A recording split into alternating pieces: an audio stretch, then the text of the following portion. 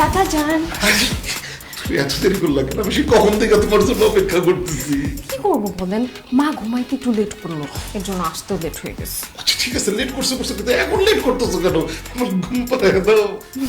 আপনি বসেন, আমি আপনাকে ঘুম পাড়া দিচ্ছি গান গেয়ে গেয়ে। আচ্ছা আচ্ছা আচ্ছা আচ্ছা আচ্ছা। এইটা কি? আরে আমার সর্বনাশ হয়ে গেছে। কে কোথায় আছে? এদিকে আসো। আরে চিল্লাচিল্লি করবেন মানে? তোমার দাদা আমার মেয়ের সর্বনাশ করার চেষ্টা করতেছিল।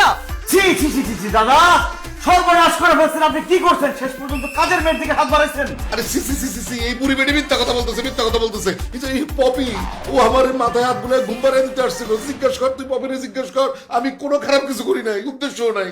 পপি চুপ করে আছো কেন? ঘটনা কি আমারে খুলে বলো। স্যার, মা যা বলছে সব সত্যি বলছে। আপনার দাদা আমাকে রুমে ডেকে এনে আমার সর্বনাশ করার চেষ্টা করছে।